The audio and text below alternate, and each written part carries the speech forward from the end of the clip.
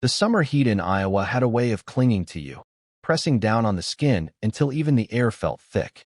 I stood at the edge of my family's cornfield, the stalks swaying like soldiers in a golden army, and breathed in the scent of earth and dry husks. This land wasn't just dirt, it was legacy. My father had tilled it, his father before him, and now me. Most of my neighbors knew me only as Thomas Reed, the quiet widower who moved back to his family's farm after his wife passed. They saw the worn jeans, the calloused hands, the quiet smile, and assumed I was just another farmer keeping his head above water. That was exactly how I preferred it. What no one in Maplewood Estates knew, not the coffee shop gossips, not the local sheriff, and certainly not the HOA board, was that I also happened to be Judge Thomas Reed of the U.S. District Court. And not just any judge. I had a reputation in Washington circles as the man prosecutors begged for and defense attorneys feared, the one who handed down sentences that made headlines. But out here, I kept that life tucked away like a loaded pistol in a desk drawer. Farming kept me sane. It reminded me of who I was before the robes and gavels. That illusion, however, shattered the moment she arrived. Karen Whitfield, self-proclaimed president of the Maplewood Estates Homeowners Association. She moved into the new McMansion development built on the edge of our farmland, the kind of cookie-cutter houses that sprouted up like weeds where soybeans used to grow. And Karen was the type who believed property lines were suggestions and that everyone, farmer or not, should bow to her community standards. It started small, notes on my mailbox about the unsightly tractor parked near the road, complaints about the smell of manure drifting toward her pristine cul-de-sac. Once, she even suggested I paint my barn a friendlier color to match the HOA aesthetic. I ignored her. I'd put away mob bosses and corrupt politicians. I wasn't about to lose sleep over a suburban tyrant with a clipboard. But Karen wasn't the type to be ignored. The night it happened, I was jolted awake by the smell of smoke. My heart slammed against my ribs as I scrambled to the window. Flames roared in the darkness, orange tongues devouring the old corn barn my grandfather had built with his bare hands. By the time I reached it, bucket in hand, the heat drove me back. The fire hissed, spat, and finally collapsed the structure in a cascade of sparks that lit the sky like a funeral pyre. I stood there, powerless, as 100 years of memories turned to ash. The sheriff called it suspicious. I didn't need a detective to tell me who had lit that match. Karen had gone from nuisance to arsonist. And that was the night Judge Thomas Reed came out of retirement. Because if Karen Whitfield thought she'd burned a farmer's barn, she was about to learn she had declared war on a federal judge. The morning after the fire, the barn was nothing more than a blackened skeleton, ribs of charred timber jutting into the sky. The smell lingered. Wet ash, scorched corn husks, and something uglier, the stench of violation. My neighbors stopped by, offering half-hearted condolences. A few muttered about kids and fireworks, but the way they avoided my eyes told me they knew better. Maplewood Estates was buzzing with gossip. By noon, I'd already caught Karen standing at the end of my gravel driveway, arms folded, a smirk playing on her lips.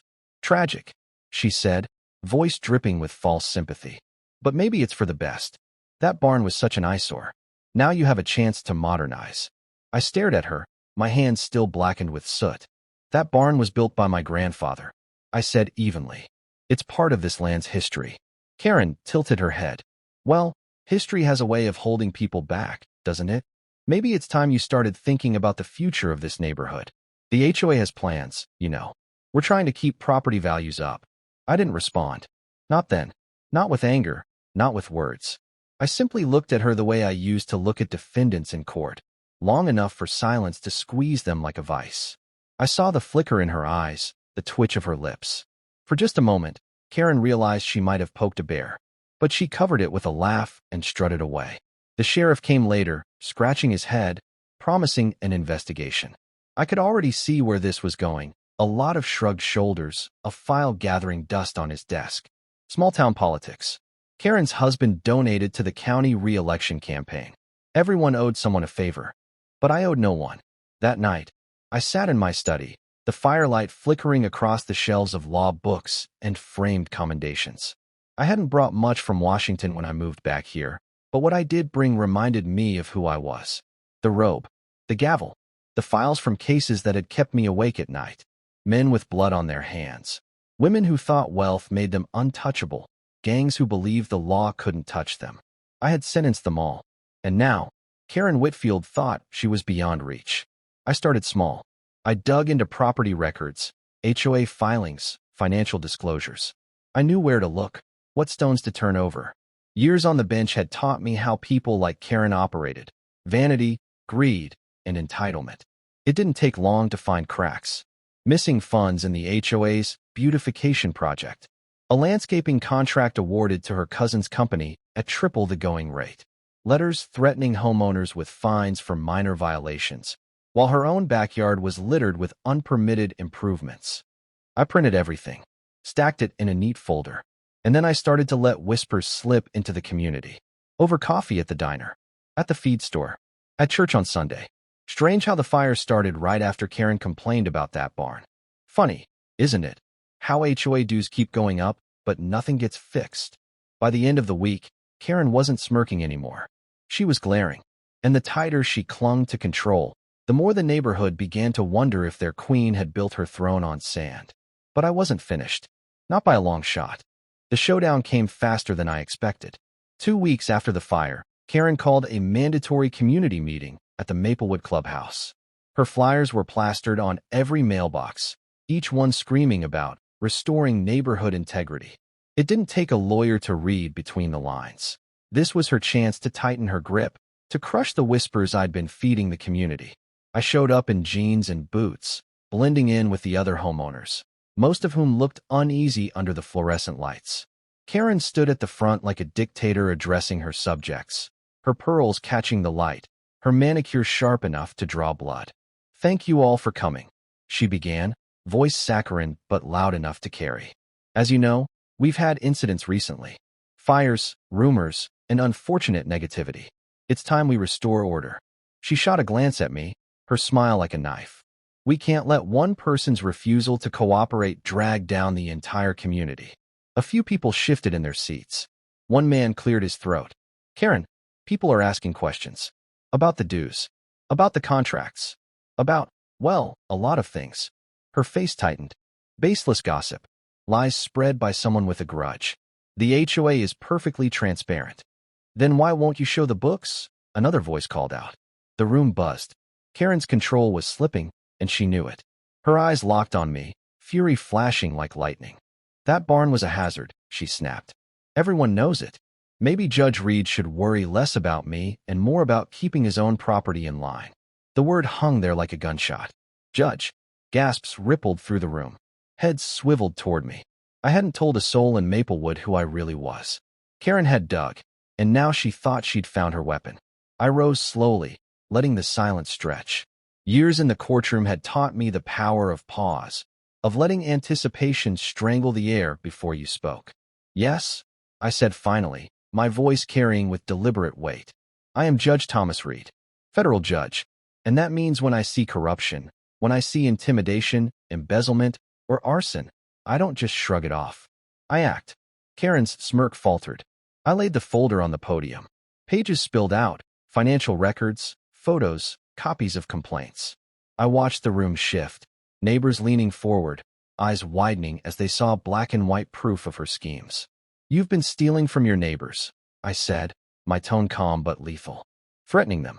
And when I didn't bow to you, you set fire to my barn." "That's a lie," Karen shrieked, her face flushed red. But no one was listening. The tide had turned.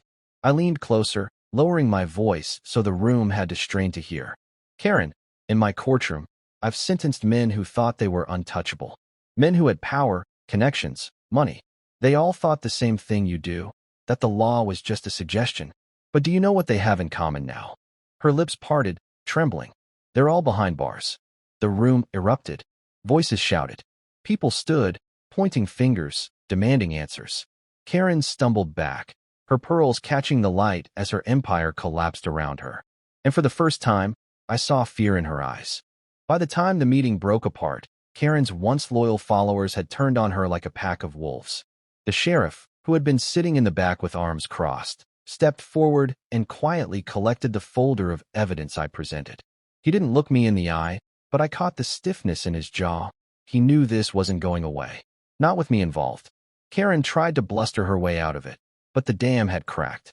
Homeowners demanded refunds, audits, answers she couldn't provide. By the time she left the clubhouse, her perfect smile was gone, her hair frazzled, her voice hoarse from shouting over a crowd that no longer feared her. But I wasn't finished. A week later, Karen Whitfield sat in a courtroom. Not mine, of course, but one I had more influence in than she could ever comprehend. The arson investigation had finally gained teeth once the FBI got involved, thanks to the financial fraud I'd unearthed.